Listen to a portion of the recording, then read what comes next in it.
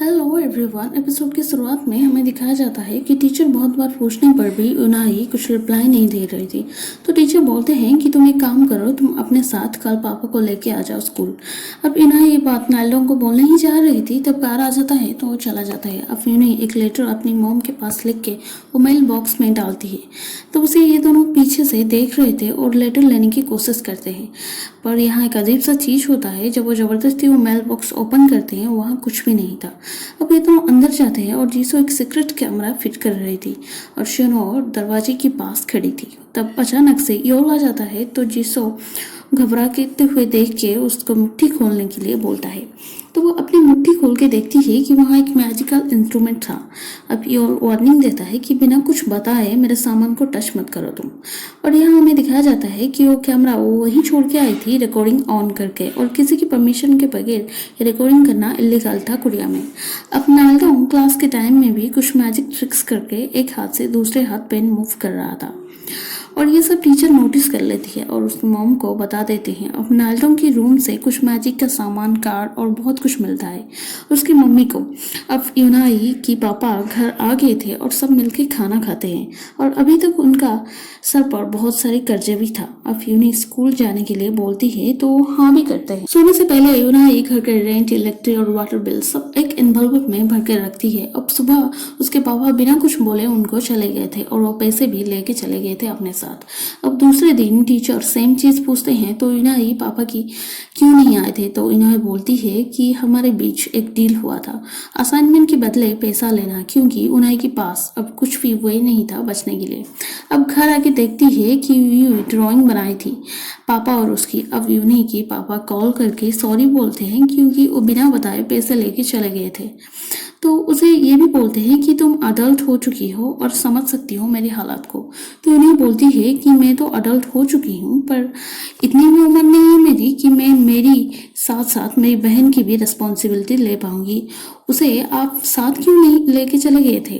और घर के अंदर से यूनाई ये सब सुन के रो रही थी। अब टीचर नाल्डो को अवार्ड देते हैं क्योंकि वो अपना फ्रेंड को लिविंग में हेल्प करता था मनी के लिए।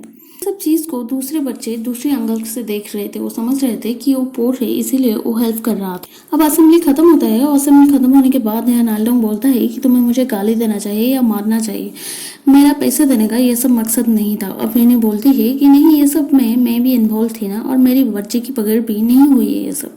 अब नाल्डो को ये सब चीज से गुस्सा हो गया था क्योंकि उसकी वजह से आज यूनाई को सबके सामने ये सब सुनना पड़ा। अब यूनाई मैजिक क्लास सीखने के लिए नहीं चाहती थी क्योंकि वो उसका कंडीशन जहाँ ज़्यादा खराब बन गया था, जिसके लिए उसे पैसा की ज़रूरत था, क्योंकि असाइनमेंट से जो पैसा मिलता था वो तो अब नहीं मिल रहा है ना, तो इसीलिए उसे लिविंग के लिए कुछ अर्निंग करना था। ये सब सुनने के बाद योल बोलता है कि ठीक है, मैं तुम्हें ये पत्ता देता हूँ, तुम अपने पास रखो, क्योंकि ये पत्ते से मैं अपना मैजिक शुरू किया था और तुम भी इसे रखो।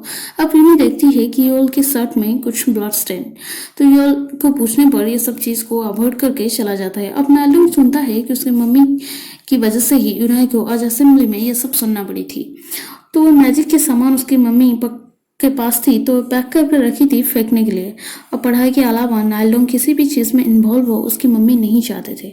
अब नाल्डो का मम्मी और पापा चाहते थे वो लॉयर बने, और नाल्डो ये सब चीज़ से बहुत परेशान हो गया था। वो चाहता था अपने लिए जीना चाहे, ना कि उसकी मम्मी और पापा की ड्रीम के लिए। अब जिसो कैमरा छुपा के लेते हुए देख लेता है पैरोट, तो बोलता है कि चोट चोट पकड़ो उसे। यूनाई घर आके देखती है कि घर में उसकी बहन नहीं थी, तो वो पास्ट नाइट की चीज जो कुछ फोन में अपने पापा को बोला था, जिस वजह से यूनाई घर से चली गई थी, वो सोच के उसे ढूंढने लगती है इधर उधर। अब नाल्डो को पढ़ाई में कंसंट्रेट नहीं कर पा रहा था वो सब इंसिडेंट के बाद। अब इन्हें अपनी फ्रेंड को घर में सो गई थी, उसकी मम्मी कॉल करके बोलती है तो इन्हें अब चैन की सांस लेती है। जिसो घर में आके रिकॉर्ड ऑन करके देख के शौक हो जाती है। शायद उसमें कुछ सेंसिटिव चीज होगी, पर यहाँ हमें कुछ नहीं दिखाया गया है। अब यूनाई पास में जाना चाहती थी तो वो मैजिक से योल उसे पास में भेजता है। एक पेपर से वो रॉकेट बना के यूनाई को अपने आप को दिखाता है, तो वो अपने आप को देख के भरोसा दिलवाती है कि तुमको अकेली जीना है मेरी तरह, और फाइट भी करना पड़ेगी। अब मेरी भी मम्मी नहीं है और तुम्हारी भी, और तुम्हारी और मेरी सिचुएशन सेम है। और छोटी उन्हें ये भी बोलती है कि हाँ, मैं तुम्हारी तरह ही बनूंगी और तुम्हारी जैसी ही बनूंगी, हार नहीं मानूंगी।